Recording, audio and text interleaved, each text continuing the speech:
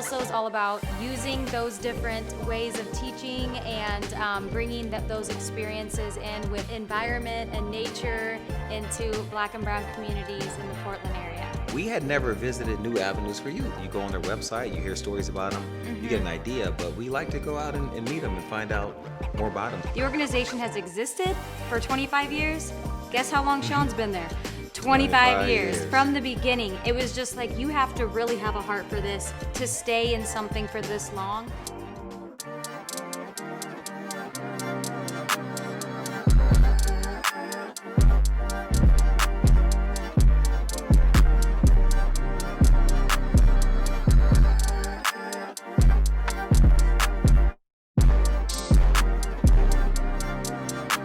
We are back at With Love. We visited them in season 1, but we are back this time not only to see Allie Roth, but also Emily Roth. Back home, got our With Love shirt too. Yes. What's up, brother? How you doing? Good to see you. Good to see you. So happy to be here. Welcome back. We're excited to sort of touch base on what's been going on here and connect with Emily. Yeah, we we're are looking forward to talking to you. Yay. Yeah. Emily's the one who got me into foster care, where she taught me about it. And then I remember I met up with her one time, and then I went back and told Bethany, this is like right when we had started dating. Yeah. And told her, like, I just learned so much about foster care, and it's like, well, you should have known some of that already, or it would have been helpful if you would have known some of that. But it was all new to me. And it was Emily. It was Emily. She's It was a the great one. teacher. Yeah. And she's also what brought us to With Love. When we first made the connection years ago, it was through Emily, and so being here at this kind of a full circle moment, and it's really exciting. We're so happy. Well, what's so great too with Emily is like we know each other because of foster care. Like if foster care wasn't in either one of our lives, like this relationship, I don't know what would have happened. And so it's been really neat to be able to, the people you meet in foster care and then again walk alongside and meet in the process has been pretty awesome. Yeah. Well, let's talk. Okay. All right. We want to know, how did y'all get connected? Because you two share a really tight bond. Yeah. And we've been able to observe it a little bit from the outside. But what has it been like? Getting to know each other, what has the relationship been like? Oh my gosh, it's like going way back. Yeah. Take us back. Take us back. I don't know. I feel like I've aged a lot in the last 9 years. So I think everyone has. Right? Well, and I think that's what's so interesting about this journey is we both became foster parents at different times, right? And so Emily was like my idol of like, she can do it, I might be interested in doing it, right? I had two biological kids that were really young at the time. My husband was on the road.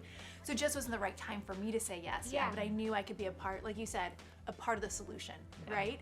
But there's Emily, and she was living in a condo that was like flights up, and she would have to carry her groceries with the baby carriers 3 flights upstairs. And so I'm like, if she can go all those stairs carrying all this stuff, doing this, I'm like, maybe I can do this too. Yeah. I'm not saying I recommend. She was so fun. So crazy. I don't know. Taking in children in the foster care system and then all the way up to adopting your daughter and having that life now, and I'm sure there are still lots of times where things are a big struggle, but you are in it and you have committed to this. So can you just tell us a little bit about that journey? I always wanted to be a mom. Always, always, always. I begged my mom to babysit at 11, and this family let me babysit their kids, and I still tell them to this day, you are crazy letting an 11-year-old babysit your kids.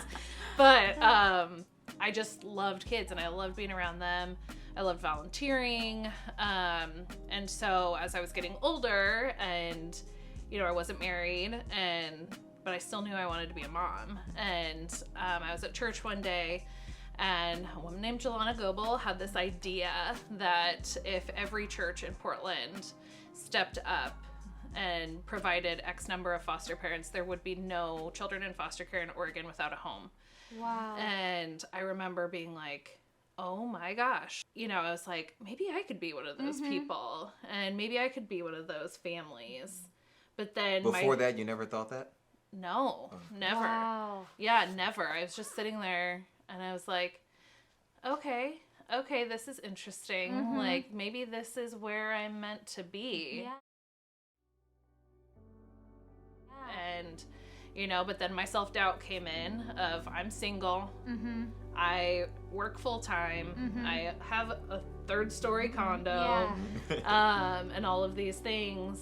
And I just kept feeling like God was telling me to just take it a day at a time and just move forward a day at a time and do what I needed to do to make the next thing happen.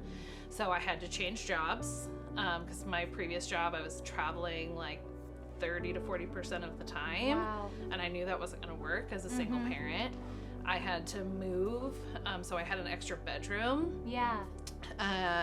For the kids to sleep in. I want to make sure I'm following you. So you're saying you put this plan in motion before you actually went to go and get a kid? Yeah. No, I talked to lots of my family members, and they were supportive, but like, are you sure? Yeah. Like, is this really what you want to do? I was 27, and, you know, I was young and single, and my friends were like, none of my friends had kids yet. They're like, you don't want to go out and and like date and like do all of these things, and I was like, no, this is what I fun want to to do. Yeah, you make these connections to these children. You love them. You are their caretaker, and then right away they can be gone. So what is that like when it's time to say goodbye? After the first one, I swore I would never do it again. Really? I was like, I'm done. I'm not doing this again. Yeah, that would be hard for sure. Yeah. So Emily is like the epitome of like an angel on earth. Really, she is incredible. Her sacrifice. It's hard to find a word to say about her. It really is. She really was purposed and destined to do this. You could just hear it in her story. So Harper, your heart. Yes. The day she was born, you got the call. Yes. Wow. Yes.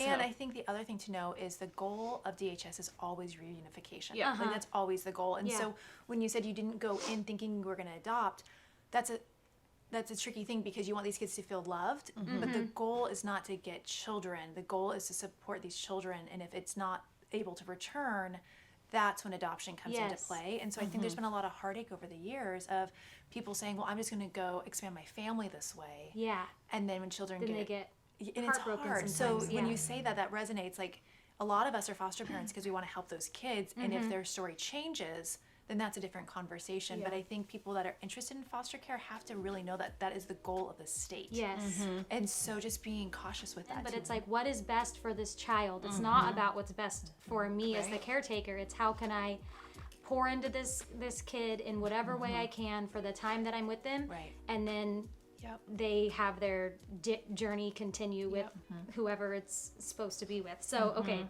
So I always say I'm the grown up, right? I'm the one choosing to walk into heartache. I'm the one who is making this choice. They're not making the choice. They're not choosing to be in foster care. They're not choosing to get their heart broken by moving around and things like that. So when people always say like, I could never do it, you know, my heart, it's like, yes, I get that, but it also means you'd be really good at it. Yeah. Because you're making the choice to be attached, and you're making the choice to offer them, you know, healing and, you know, health and all of those things. And so it's just really important. I mean, it's hard because the average length that a child's in foster care is about 15 months. Yeah. Oh, so imagine having a child for over a year and then having to, you know, give them back, quote unquote, give them back. It's and then, like hard. what you said, sometimes you don't even know, you might never see them again. And if they're that little, maybe you do see them again 10 years later. You don't even know that that's them. Totally. Because they look totally different, or they have a different name, or something else has changed. And so, that would, wow. Yeah, super, super hard. So with Harper, I got to take the night. I talked to different pediatricians. I talked to different, you know, friends. I talked to Allie. I talked to different people being like, should I do this? Like, is this, like, am I ready for this? Yeah. It felt different, and I was scared of her because of that. Like, I was scared knowing, like, oh, this could be forever. Yeah. Like, this was my child. Yeah. And so I woke up the next morning with this very clear, one day at a time, like, thought in my head because I was scared. A couple of weeks later, I'm walking through TSA at the airport, checking my phone. It's like 7 a.m. and I get this congratulations. And then I open it and it's like, you've been chosen as Harper's adoptive parent. Oh, and that's my all gosh. it said. And I just broke down in tears. Yeah, I was like in tears. I'm like, I'm sorry, I'm fine, I'm fine. Like, everything's fine. And, you know, went on with my work trip. You say Harper? Harper. You say Grace? Grace. Rose. Rose. Guess what today is? Yeah. You're gonna get adopted. Adopted. Woohoo! You say, I love you. Are you? I love you. With Love started with the tangible goods, like the 101, that's what we wanted to do. But over time, we added in community events. Like we just had a big pumpkin patch event, right? So fun. Putting on events so foster parents can get to know each other, but kids can feel like I'm not alone. Yeah. And then putting on classes. So we've done sensory classes, we've done social emotional learning classes, we've done textured hair classes, which we now call curls and coils.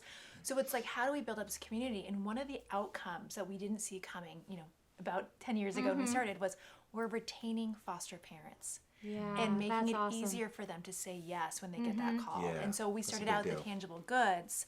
We now have people saying, I can say yes to the extra sibling that just came along, or I can say yes to more because I know I've got There's a this whole community. Yes.